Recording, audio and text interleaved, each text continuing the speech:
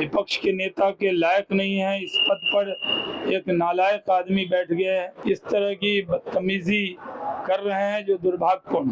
अब दीदी विदा होने वाली हैं। समय के साथ चलना देश को प्रगति के मार्ग पर ले जाने का काम है। एक तरफ मिडिल ईस्ट में भयंकर युद्ध छिड़ा है तो दूसरी तरफ भारत की सियासी सरगर्मी भी बढ़ रही है।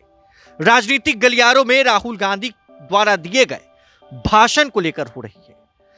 विपक्ष के नेता राहुल गांधी ने प्रधानमंत्री नरेंद्र मोदी पर हमला किया। उन्होंने कहा कि भारत की विदेश नीति ट्रंप के दबाव में है। अब ऐसे में भारतीय जनता पार्टी के बड़े बड़े नेताओं के तरफ से अलग अलग प्रतिक्रियाएं सामने आ रही हैं। इस बीच भारतीय जनता पार्टी बिहार के दो बड़े नेताओं ने राहुल गांधी पर बड़ा हमला बोला है। बदतमीज और नालायक तक उन्होंने कह दिया है।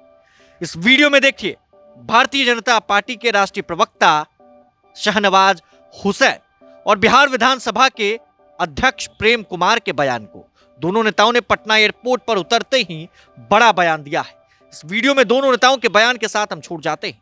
जरा देखिए इस वीडियो। ट्रंप के दबाव में है भारत की विदेश नीति। अमेरिका जो कहेगा वही करेंगे। पूरी तरह राहुल गांधी देश को गुमराह कर रहे हैं। जिस तरह की हरकत वो कर रहे हैं, विपक्ष के नेता के लायक नहीं है। इस पद पर एक नालायक आदमी बैठ गया है जो इसके पद के लायक नहीं है। जब देश दुनिया में संकट हो तो उस वक्त सबको एक होना चाहिए।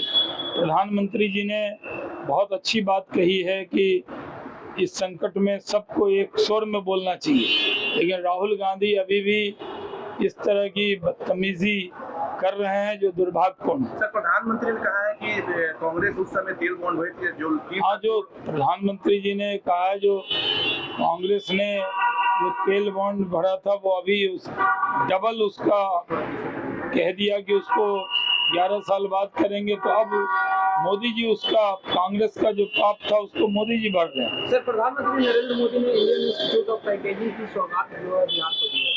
बहुत बहुत प्रधानमंत्री का आभार है। बिहार को बहुत प्यार करते हैं और प्रधानमंत्री की इस सौगात के लिए उनका धन्यवाद करते हैं। सर, प्रधानमंत्री ने एक चीज और कहा है कि हम लोग 65 लाख टन तेल बचाने के लिए रात दिन काम कर रहे हैं, जो देश के लिए बहुत गौरव की बात है। देखिए, दुनिया में जो संकट है उसमें भारत पर भी उसका असर है, लेकिन भारत का सौभाग्य है कि नरेंद्र मोदी के तौर पर एक नेता मिले हैं जो पूरी चिंता देश की कर रहे हैं, और मोदी है तो मुमकिन। सर, ममता बनर्जी ने कहा है सर, ममता कितना सवाल था, किस कॉन्फ्रेंस है ये? एक सवाल सर, ममता बनर्जी ने कहा है सर कि बंगाल को में जो छुएगा। ममता बनर्जी की विदाई तय है। चुनाव की शहनाई बज गई है। अब दीदी विदा होने वाली हैं। कोई भी उनको विदा होने से रोक नहीं सकता। बंगाल में आएगी बीजेपी। सर, प्रधानमंत्री ने कहा है कि कोरोना काल में जिस तरह देश एकजुटता से रहे, तो इस समय भी युद्ध के समय में देश के लोगों को एकजुट रहना चाहिए। सही कहा है माननीय प्रधानमंत्री जी ने। अब समय की आवश्यकता भी जाकर के है, और कोरोना काल में माननीय प्रधानमंत्री के आह्वान पर सौ देशवासी एकजुट खड़े थे जाकर के। अब एक संकट का दौर है, पूरी दुनिया एक युद्ध के दौर से गुजर रही है, और माननीय प्रधानमंत्री का आह्वान है, उसका हम स्वागत करते हैं और पूरा देश में खड़ा है। सर, मोदी प्रधानमंत्री ने इंडियन इंस्टीट्यूट ऑफ पैकेजिंग का सौगात बिहार को दिया है। सर, बहुत अच्छा हुआ है जाकर के।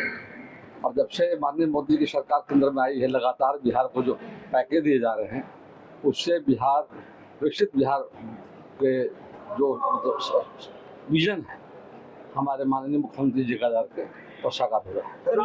मोदी जी सर कि 65 लाख टन तेल बचाने के लिए हम लोग रात दिन काम कर रहे हैं सर, ताकि लोग को दिक्कत ना हो देश के लोग। बिल्कुल सही, जरूरत है समय के साथ चलना। अब जो हालात पैदा हुए दुनिया के सामने जाकर के, उसमें हम भी मतलब प्रभावित, भारत में प्रभावित जाकर के है, निश्चित तौर पर हमको उस पर करना है। सर, राहुल मोदी जी अधिक समय के दबाव में बन गया देश नीति है। सर, मोदी जी सर्वोच्च पद पर सबसे अधिक समय तक रहने वाले व्यक्ति बन चुके हैं। मैं उनका स्वागत करता हूं। हम सब गर्व की बात है कि भारत के माननीय प्रधानमंत्री लंबे समय तक, और उनका संसदीय जो कार्यकाल रहा है, वाकई में देश को आगे ले जाने का काम किया है। सबका साथ, सबका विकास के रास्ते पर देश को प्रगति के मार्ग पर ले जाने का काम किया। Thank you. प्रभातखबर.com, विश्वास वही, रफ्तार नहीं।